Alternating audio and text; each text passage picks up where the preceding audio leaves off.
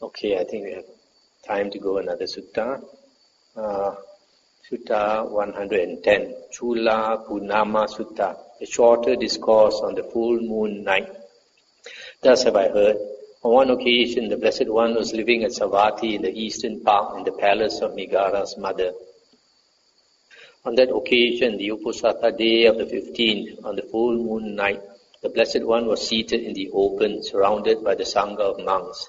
Then surveying the silent Sangha of monks, he addressed them thus, Monks, would an untrue man know of an untrue man? This person is an untrue man. No, Venerable Sir.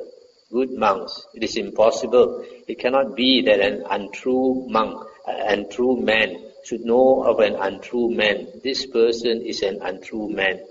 But would an untrue man know of a true man? This person is a true man. No, Venerable Sir. Good monks, it is impossible. It cannot be that an untrue man should know of a true man. This person is a true man. Monks, an untrue man is possessed of bad qualities. He associates as an untrue man. He wills as an untrue man. He counsels as an untrue man. He speaks as an untrue man. He acts as an untrue man. He holds views as an untrue man. And he gives gifts as an untrue man. And how is an untrue man possessed of bad qualities? Here, an untrue man has no faith, no shame, no fear of wrongdoing. He is unlearned, lazy, forgetful, and unwise. That is how an untrue man is possessed of bad qualities. And how does an untrue man associate as an untrue man? Here an untrue man has for friends and companions those recluses and Brahmins who have no faith, no shame, no fear of wrongdoing, who are unlearned, lazy, forgetful, and unwise. That is how an untrue man associates as an untrue man.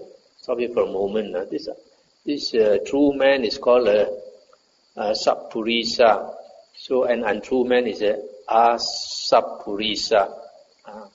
It refers to the ordinary person, but here it seems like it's worse than an ordinary person. It refers to an evil ordinary person. An ordinary person is just a putujana, but this is a evil and stupid ordinary person. So he possesses bad qualities.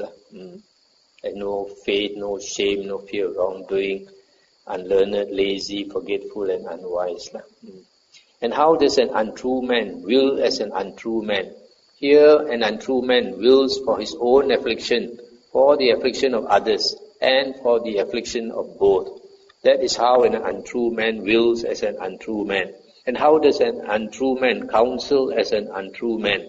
Here an untrue man counsels for his own affliction, for the affliction of others, and for the affliction of both. That is how an untrue man counsels as an untrue man. And how does an untrue man speak as an untrue man?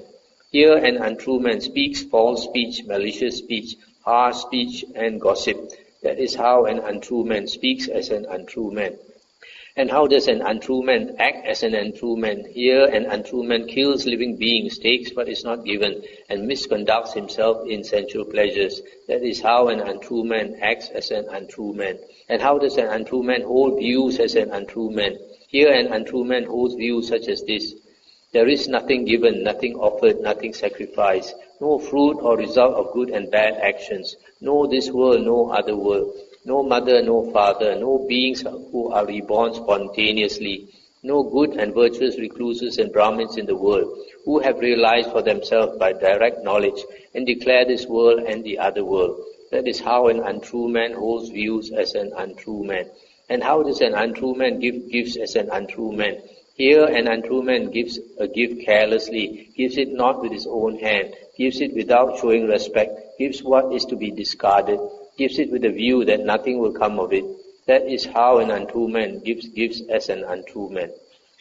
That untrue man, thus possessed of bad qualities, who thus associates as an untrue man, wills as an untrue man, counsels as an untrue man, speaks as an untrue man, acts as an untrue man, holds views as an untrue man, and gives gifts as an untrue man. On the dissolution of the body after death, he appears in the destination of an untrue man. And what is the destination of untrue man? It is hell or the animal world. I stop here. So this untrue man is one who is walking the path to hell or the animal world. That means he is not only stupid, but he breaks the precepts and does evil deeds. Also, in the beginning, I forgot to mention, an untrue man, he cannot distinguish an untrue man from a true man. He cannot really know another person. Why? Because an untrue man, his mind is very clouded with greed, hatred, and delusion. So because of that, he cannot see things clearly as they really are. So how can he judge who is an untrue man, who is a true man? And this untrue man here is quite clear. He has bad qualities. He associates with friends who have no faith, no shame, no fear of wrongdoing, who are lazy, unwise, etc. And then when he gives advice, that harms himself, that harms others, that harms both. And he wills also for his own affliction and for others' afflictions. And then he breaks the precepts. He precepts against speech, and precepts against actions. He is careless, and then he has wrong view. His wrong view is worldly wrong view. Basically, there are three things here. One is that there is no result of good and bad actions, and then there's no other world. That means after death, there's nothing. There's no being reborn. And thirdly, he doesn't believe that there are good ascetics who have realized by direct knowledge the world. Okay. Monks, would a true man know of a true man? This person is a true man. Yes, noble sir. Good monks, it is possible that a true man would know of a true man. This person is a true man. But would a true man know of an untrue man? This person is an untrue man. Yes, noble sir.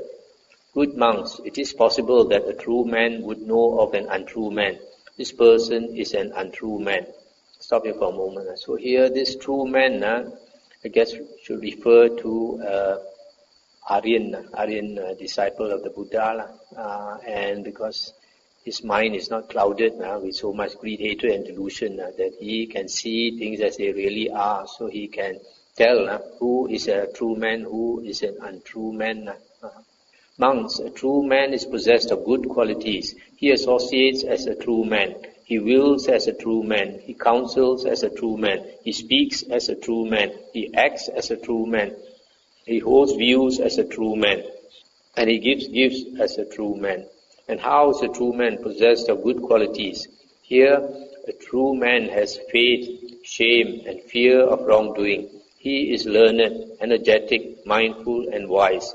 That is how a true man is possessed of good qualities.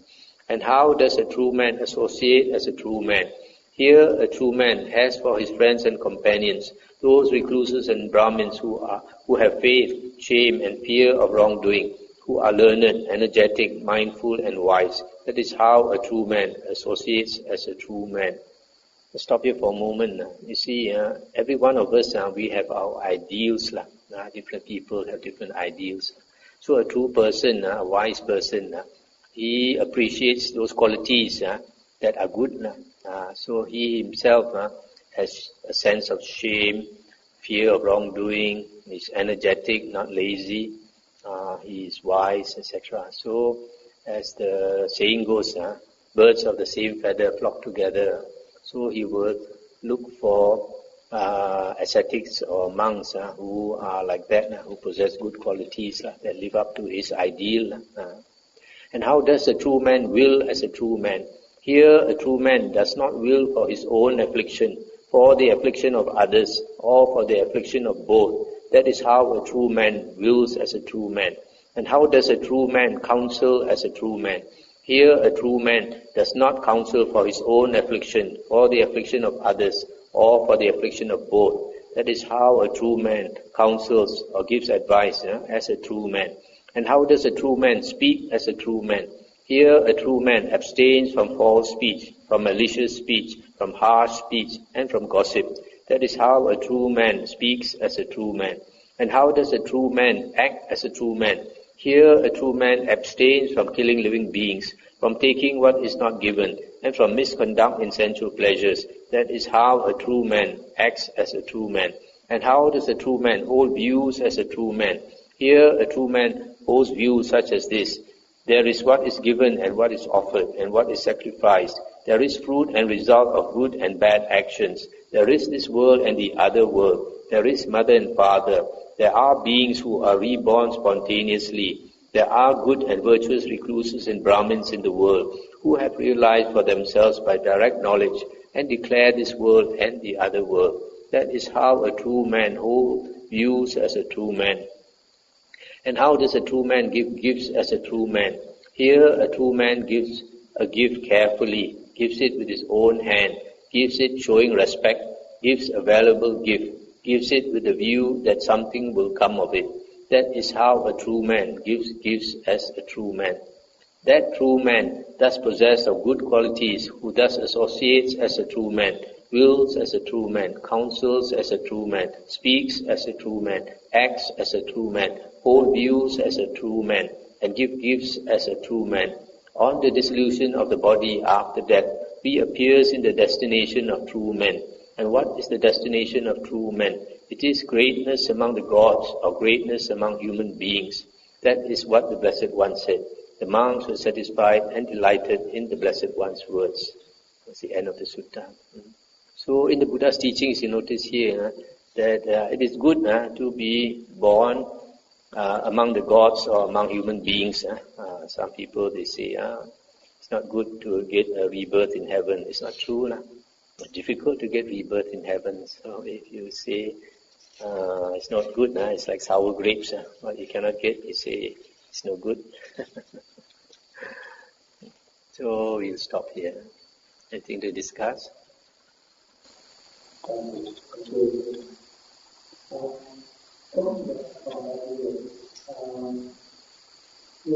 of the struggles to make it clarify myself thinking about the root that is the mentality, materiality barrier. I was wondering if you could calmly expand on that just a little bit to make it a little bit more tangible. Because I think the barrier is the word because volition sometimes I've heard that it's thought, and sometimes I've heard it's a decision. So I bounce back and forth with the volition part.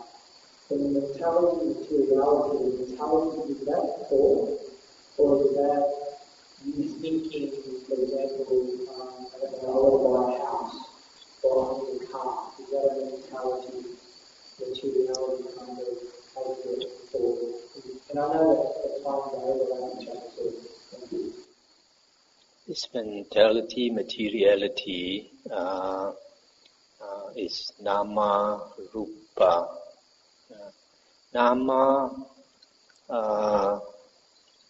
refers to a few things in the suttas. The contact. I have to check. I think it's in Sutta 43. Let me see. But just we have to spend some time to go through it. But just briefly, mentality and materiality, just now I mentioned, is the phenomena, what we are conscious of. Right? So the mentality part, we have internal and external. Right? So internal is what arises in our mind. External is what arises in other people's minds. And rupa, materiality, is also internal and external. What is internal, our own body, and what is external, other bodies and other physical objects, etc. in the world. So the mental part, you're asking about the mental part, right? The mental part in the Buddha's teachings, although he talks about thoughts, volition, feeling, perception and all that, if you really look into it, they're all basically different types of consciousness. Feeling is a type of consciousness. Feeling is a type of consciousness. Volition is a type of consciousness, right? Yeah. So, that being the case, so I guess the Buddha has defined it in a certain way, so we just accept it as that.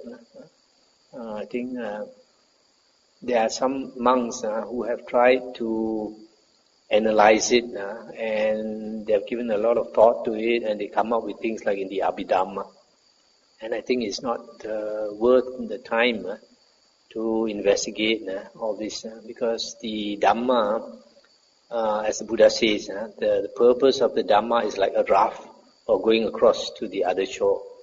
It's not for analyzing and arguing with people and for the sake of knowledge. It is not for the sake of knowledge.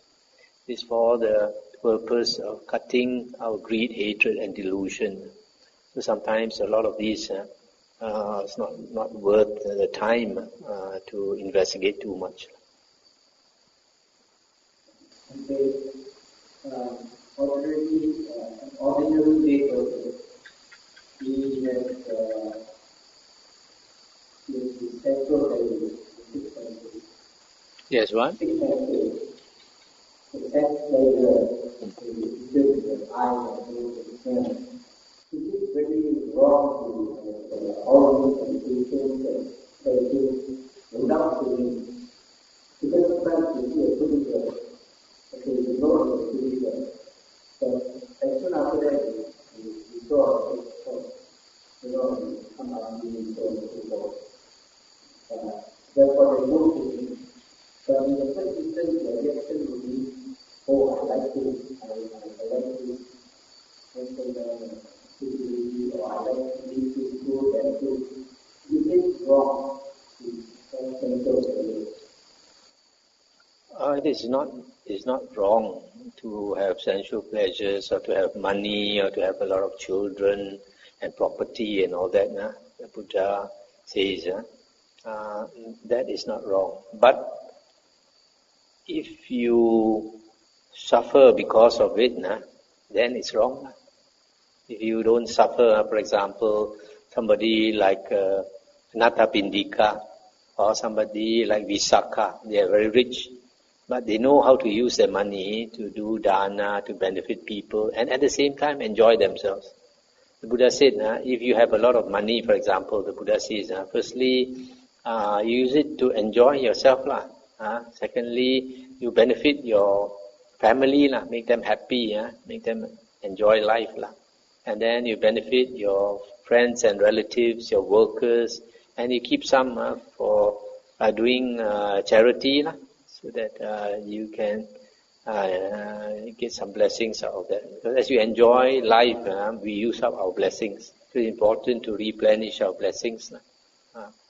So if we know how to conduct ourselves, if you are wise, if you are guided by the Dhamma, then you can enjoy life now and then act in such a way that you will get to enjoy life again in heaven. But that you need wisdom. You need to be guided by the Dhamma.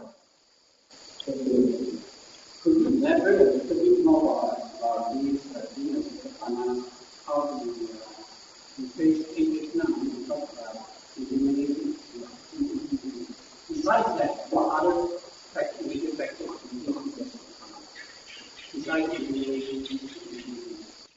The most important condition to enter the stream, because the first path is to enter the stream. The most important condition is to understand the Dhamma, to get right view. When you get right view, then you have become a first path attainer. Okay?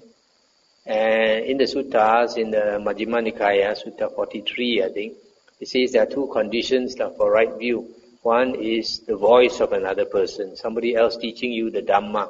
Of course, nowadays that includes the books. And the second condition is yoniso manasikara, thorough attention.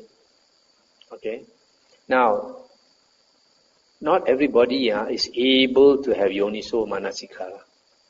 Yoniso manasikara means you have quite a clear mind, so that when you listen to the Dhamma, you can understand.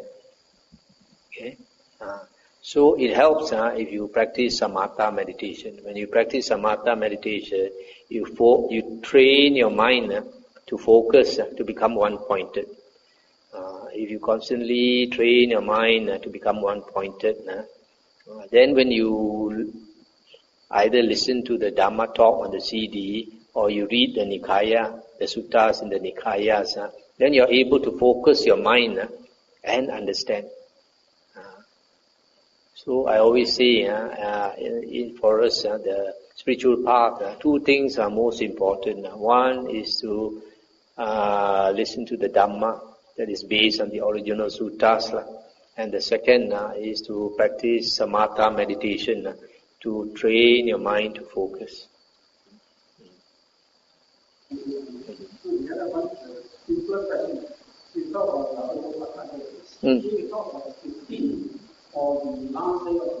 Okay. Okay, there are 4 Uposatha days in a month. Okay, if we go by our Chinese lunar calendar, which has 30 days or sometimes 29 days, the first one is the 8th of the month, Chopat, and then the 15th, and then the 23rd, and then the 30th or 29th. But in Thailand and in India, the lunar calendar is a bit different. They go 2 weeks, not like ours, 30 days, or 29 days. For them it's 2 weeks. So, the first 2 weeks of the lunar month is 15 days. From the first lunar day until the 15th. Okay. Then the second fortnight, sometimes it's 15 days, sometimes it's 14 days. So when we talk about keeping these 8 precepts on the should we be keeping just okay, sorry, I didn't elaborate. Okay, so for lay people, the Buddha says that lay people should keep the 8 precepts on the Uposatha days. That means the 4 days of the month. That means the 8th day, 15th day, 23rd and 30th or 29th. But for monks, we chant the precepts once a fortnight. That means on the 15th lunar day and the 30th. If no 30th means 29.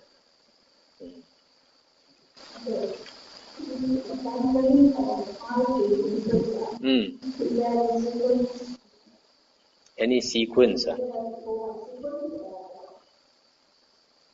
No. When if you notice in the description of charana, the conduct of a monk, the sequence of the monk's practice is that he goes forth, then he keeps the precepts, then he practices contentment, then he guards his 6 sense doors, he practices moderation in eating, he strives to maintain his wakefulness and all these things, and then he goes to a secluded place to practice, and then he meditates hard. When he meditates hard, and the mind starts to become one-pointed, then the sloth and torpor begins to be eliminated. When the sloth and torpor is eliminated, then it is stated that perception of light comes forth from within, wells up. So when that happens, these 5 hindrances all are eliminated together. Same. If you meditate hard, of course, those things in charana that the monk practices, of course, what you can do, you do.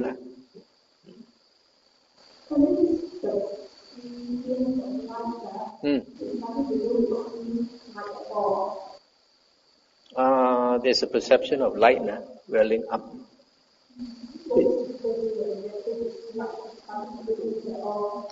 That one is like that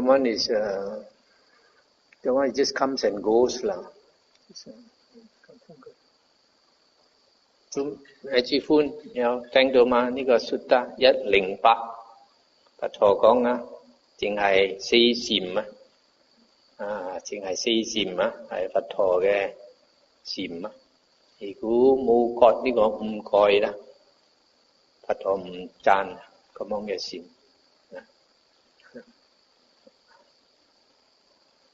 Okay, shall we end here?